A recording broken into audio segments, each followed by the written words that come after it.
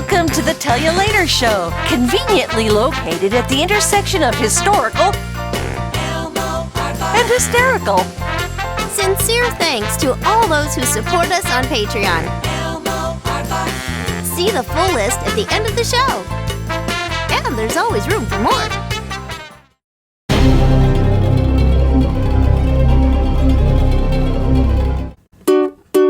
We haven't got a title song for this show, so we're singing this thing instead. Okay. It's really just a substitute. Nonetheless, the melody may stay in your head. Oh, I hope so. 'Cause it's a tune. It's a tune. You'll love to croon. You'll love to croon. But there's one thing you should know.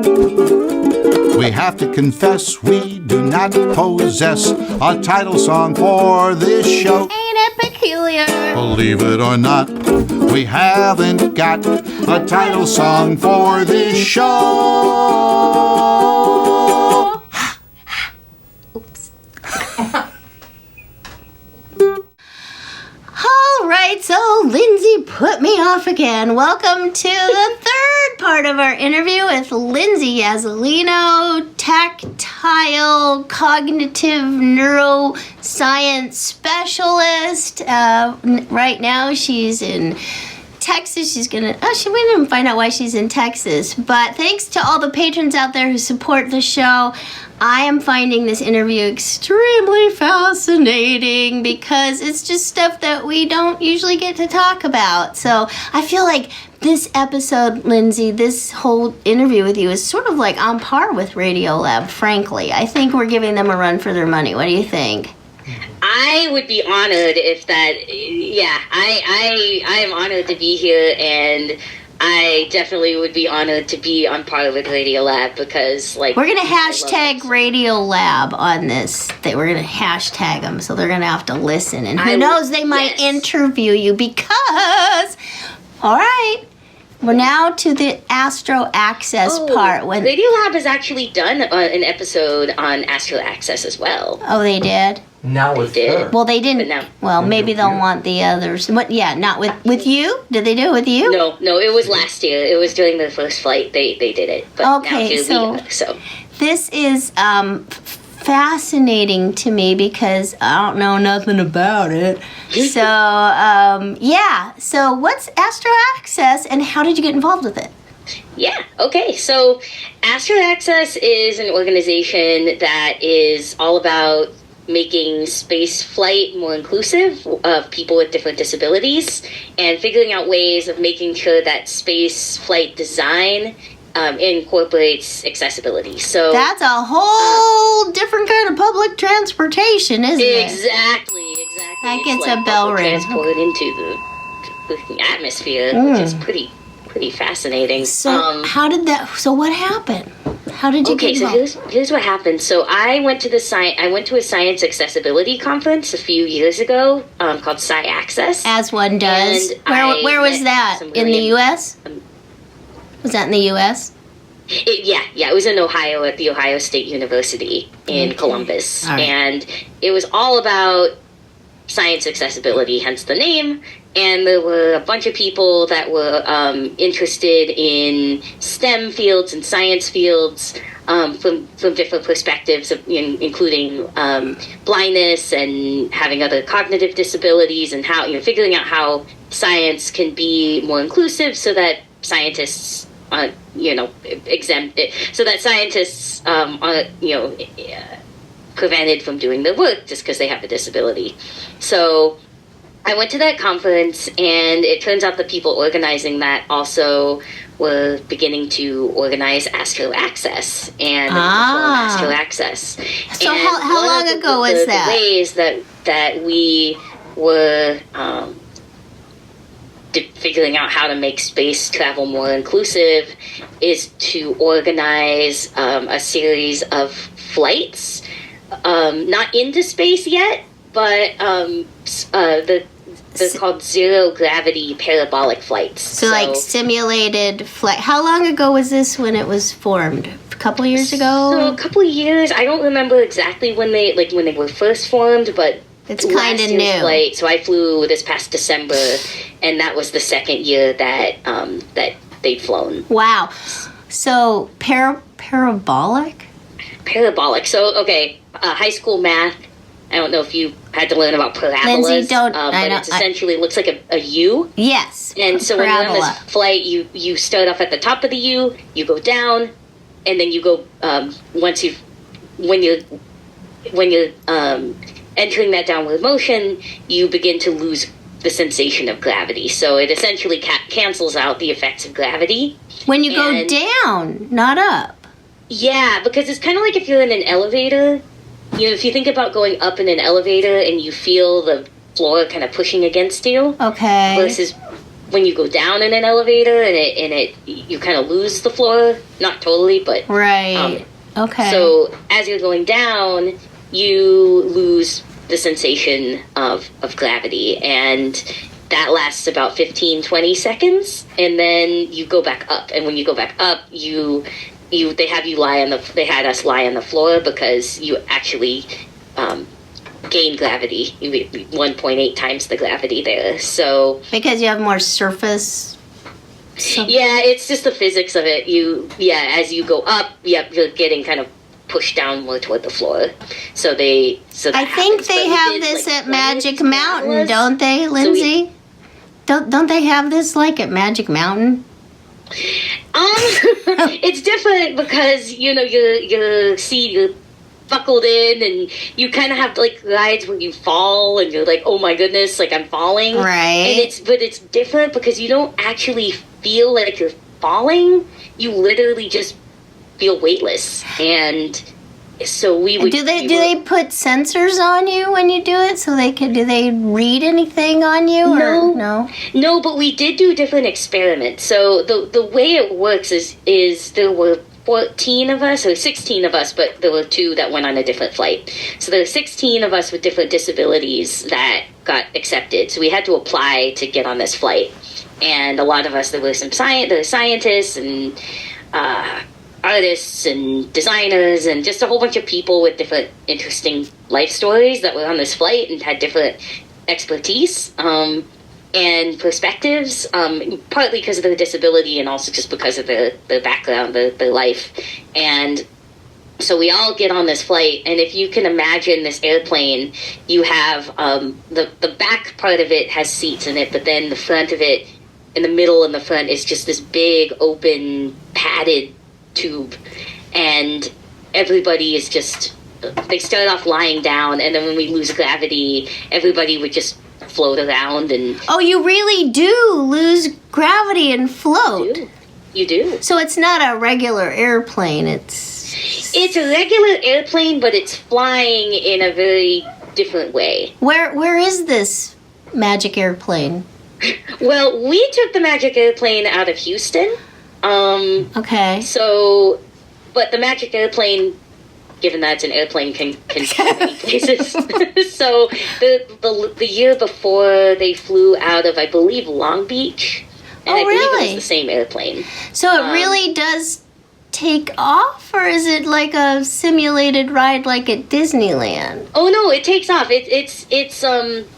The only thing that's simulated is that you're not actually in space. But everything apart from that you're actually in an airplane. So we took off at a local airport, and we Ellington Field, which is like not where commercial airlines drop off but pick up, but it's not where they fly. But so we boarded this. It's actually a 727, a Boeing 727, but they just modified the inside of it so that instead of having a bunch of seats, you have just this big padded space to have fun and research. So it was really cool because we get on this flight, we buckle up just as if we were taking a regular flight. We all sat down, buckled in.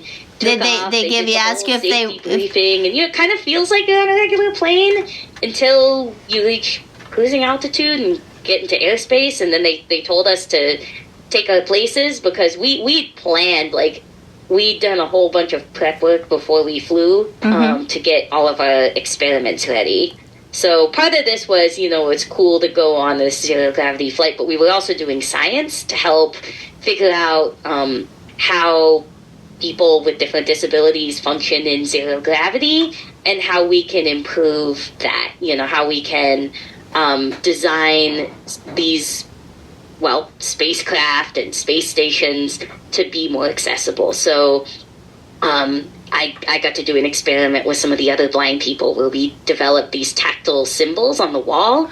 So when you're in zero gravity, you really can't tell which way is up. Your cane probably doesn't help you very much in zero gravity, I'm guessing. No, and so, but what we did is we developed a symbol, some tactile graphics where you can reach out, you touch the wall, and you can figure out there's a tactile arrow pointing down so that you can reach out and figure out which way is down. And then there are other symbols to show where some of the emergency equipment is and exits and oxygen masks and stuff like that. So we were testing to see how well people could actually decipher these graphics. Yeah, I'm curious because you gotta know where to touch. Well, you can touch, but you just don't necessarily know where because you're floating and it's not a huge space. Like it's... Inevitably, when you reach out, you're going to touch something. So it's either going to be the wall, it's going to be the ceiling, it's going to be the floor. And the idea is when you touch any of these things, you would have these... like a group of symbols in the same spot, so you don't have to keep... Oh, well, I got the down arrow, now where's the exit? You don't have to go... No. Yeah, exactly. That's okay. a really good point. So it's all in the same... The idea is to have a bunch of little tactiles on the plane where you can they're very close together so that wherever you touch, your hand will land on one of those tiles. It would be just a few inches away, so you can find one of the tiles, and that tile, like you said, it will have all that information. It will have the arrow. Did you ever think of having them talk when you touch them, like down? Or... So that is one. So there's definitely some work that we want to do with testing more audio stuff, but the problem is the plane is just really loud. So it was hard for us to really do a lot of audio testing. Now, also thinking about deaf people and potentially deaf blind people, who can't hear or see, and making sure that, the tactiles on their own can still convey information, but we also want to test audio. Because I would think, I know I'm not blind, but I live in a world of audio stuff. That really is my world, and I love it. So I'm thinking, if you're a space goer and you've got earphones on, I would think it could send us, even though it's loud, maybe like a Bluetooth to your headphone too, for those who can hear. Yeah, well, and that is something we're, thinking about is, how can you make, like, sound, would audio beacons be helpful? Like, to have sounds that you can localize, and then also making sure that those sounds don't get in the way of other sounds you might be listening to. Because they don't want you having on your phone when you're flying because you're going to mess up the pilot, so that might interfere. And also, like, as blind people, we use just environmental sound to pay attention, to know what's around us. So a lot of blind people use, like, if I don't like to walk around with headphones on because it means I can't hear stuff as well. Yeah. But if I do need to wear headphones, I like bone conduction because you can still hear like the stuff that goes on your neck, get that right? Other information, like from your phone, or in this case, if it was like a sound beacon, it could be something to look into. You mean like headphones that sit on your neck or something? Yeah, like they sit in front of your ear as opposed to like the little contact points instead of being like on your ear or in your ear. They're in front of it. Oh, okay. They're called one popular brand is called Aftershocks. Oh. And they're very lightweight. And the idea is they literally conduct the sound through the bones near your ears. Into your inner ear. Now, is that something that only blind people know about, or they're just out there in the world? They're mainstream. Oh, wow. Okay. But what I did do when I flew was cool is I bought a pair of binaural. Are you familiar with, like, I know how you're totally in a world of audio. I don't know how much you know about binaural mics. Binaural mics? Yeah. What's a no, I don't. What is it? So it's a set of mics, and you wear one on each ear, and you get spatial audio. So when you listen back at it, everything is spatialized where it's supposed to be. Mics or speakers? Well, the mics. So when you record with these mics, and then when you listen back through your speakers, it's a very spatial soundscape. Oh, like a stereo, but beyond stereo somehow. Pretty much. Yep. So you can listen, and say you listen to me in flight, and you would hear it from my perspective. You would hear me. I would be sitting in my seat, but you would hear voices off to my right. You hear voices kind of behind me. Above me, in front of me. So you don't just hear you also hear what you hear. Exactly, yep. Okay, all right. So you took some mics up and you only had 20 seconds in space. How could you do all that? No, okay. So I recorded the whole thing. I just kept them in. But there was 20 different parabolas. So each of those 20-second little bursts of zero gravity. You got it to do it 20 times. Yeah. Oh, okay, because I'm 20, did they pay you or did you pay them? Is this all voluntary? That would be a tease. Yay! I want my money back. I know. I'm that's it. Right? That's the shortest roller coaster. I want to go again, right? Yeah. Yeah, so how long did it was... take you to qualify to get to do that? So I applied twice. The first year I didn't get in, and then the second year I did. So you were undaunted. It was pretty competitive. It was, there's a lot of people who wanted to do this, and a lot of qualified people who wanted to do this. So in that way, it was really good that to know that there were a lot of really awesome people that knew about this, and that there was a really good group the first year. I think what was different, what was good about me going this year was that the first year things were kind of we didn't really, it was the first time it had been done, so it wasn't really clear what kinds of scientific experiments to do. So then the second year we did it, it was a lot more. Yeah, now that's a God lesson. Just because you gotta know doesn't mean God didn't have something better for you. So it's okay. Just stay calm and wait for the good stuff to come, right? Exactly. Yep. That is right. So it worked out very, very wonderfully, and we actually got to do these experiments, and it was and all this stuff happened months before the actual flight. We were getting ready and we were designing. So and that was during having your regular job, and then what? You do this on the weekend or what? Near nighttime, or whenever there was free time. And then there were a couple trips I took to New York. A few of us went there. We traveled and met up at the New York Public Library, where there's a whole. So one of the branches, there's a program that is really, really awesome for run by blind people and for blind people, and there's a lot of resources there for doing developing these things. So for all of us as blind people, we got to be in the same room. We had these tactile drawing pads, it's basically just a plastic board with a rubber sheet attached to it, and then you get a piece of paper and then a pen or just a stylus, and you can draw on it and on these pieces of paper, and it erases the lines on the paper. So we were using these, and we were comparing what we thought of each other's symbols and how we wanted them to be better, and how we thought they could be more tactilely legible. Oh, wow. So you were drawing for each other, working out how to make it work. Yeah, that's cool. We did, yeah. And then we had designers. We had visual designers that could actually sketch out the graphics. And then we sent them to a good friend of mine who does amazing work with making tactile graphics. And he printed them out for us on this super cool. Wow. That's amazing. Paper, so yeah.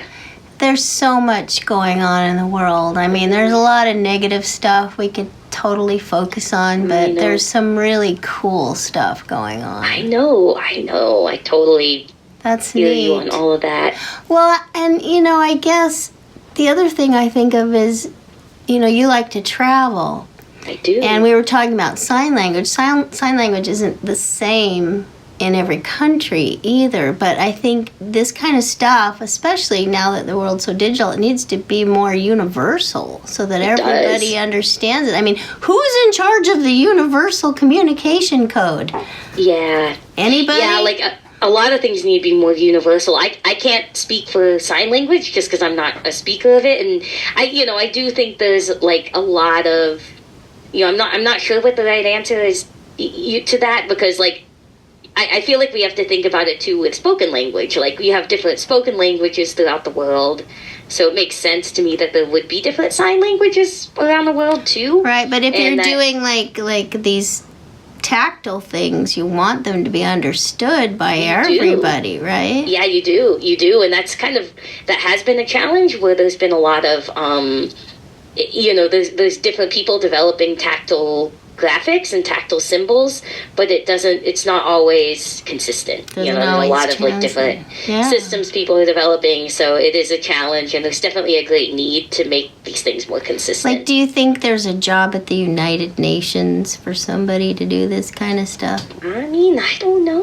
It's a good question. Wow. So you didn't pay them, they didn't pay you, but they covered your expenses, right? Yeah, that's and did they offer you your choice of? So there's a lot of of course, applying for grants and things like that too. Did they offer you Coke, 7-Up, or coffee on the flight? Well, they didn't want us like consuming. They didn't want us really drinking stuff on the plane. Oh, okay. They did have water, and I knew like because people can sometimes get sick. They didn't want people to like be drinking too much. I was kind of joking, but it was a 727. I just wondered if there was a, flight attendant.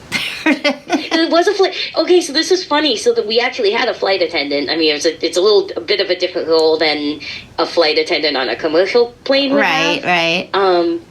But yeah, he was, and it turned out I didn't know this. I had actually met him through some mutual friends, like a whole bunch of years before, and we'd spend time at this other friend's house, and then I mentioned I was going on this flight on Facebook, and he responded. He was like, "Oh my goodness, I think I might be a flight attendant." Oh wow, that's crazy. So now, was it NASA that did this?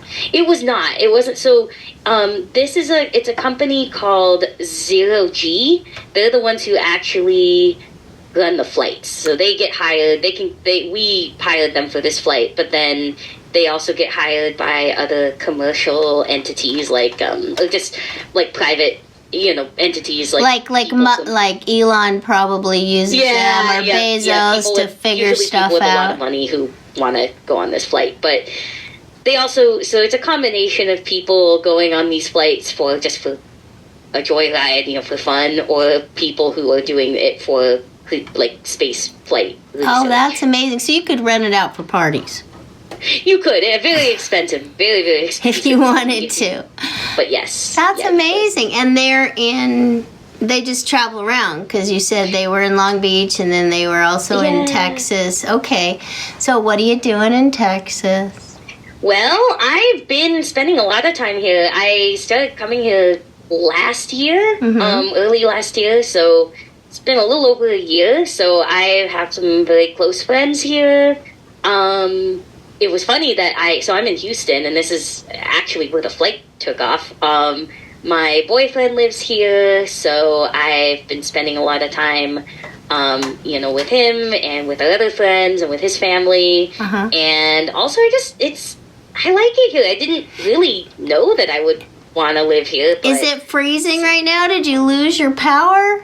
They did. So a while back, there was that freeze, but we actually are not in like when it was freezing a few days ago, like we didn't, it was cold, but it wasn't freezing here. And you didn't lose your power. My friends in San Antonio did. Oh, Yeah. wow. Okay, so I have to tell you another reason why I love coming to Texas and why Okay. All right, go ahead. I want to spend more time. So I've always been fascinated by bats. Of And course. I've always loved learning about bats. And in Austin, and actually to some degree in Houston, they have like a lot of bats, and they have this big famous bridge in Austin where people can go and look at all the bats come out at night. And I actually went to a bat sanctuary, and I'd always wanted to pet bats, and they let me pet several bats. So Really? I understand they feel like very like silky, very thin, their wings, is that right? They do actually. So I would say the fur feels it feels kind of like really fine velvet, and then the wings feel almost like, if you can picture like really flexible saran wrap. Okay, so if you want to pet a bat, you need to go to, is it Austin or Houston? Austin is where I've gotten to pet bats, but there's also a bridge in Houston that I want to check out that's known for having bats. But Okay, yeah, I think the Baseball Hall of Fame, you can also pet a bat, but that's different. Say that again? I said the Baseball Hall of Fame, but that's a different. You can pet lots of bats. That's there, a different bat. Well, I used to watch the bat webcam, and Portland Zoo has, I think, a bat webcam, so you can kind of see. But wow, that's amazing. And the reason you love bats is why? I've just always liked them. They've always been like my favorite animal, and I think it's a combination. I think that's kind of rare, but that's cool. I've always thought they were interesting because they're just different. Like they fly, they're mammals. They fly. And they use echolocation, right? So yeah, so that was a cool thing. Like, what if we put a bat in the Astro Access thing and see how that affects the bats? Now that, I think you should propose to them that you want to take some bats up into space and see what happens to them. Like, how does their how does that, and then a whale. I think you should take a whale as well, because they also use their sonar and see how they go in space, and then see if the bats and the whales could make friends. I think that would be a great experiment, actually. I think that would be fabulous. That would be fascinating. That would be. You want to know what else I can imagine? What? Tell you later. Whoa.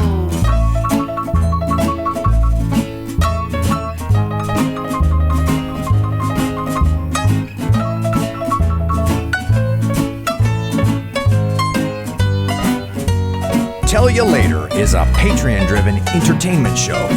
So what are you waiting for? Come on over. Join us at patreon.com/Tell You Later.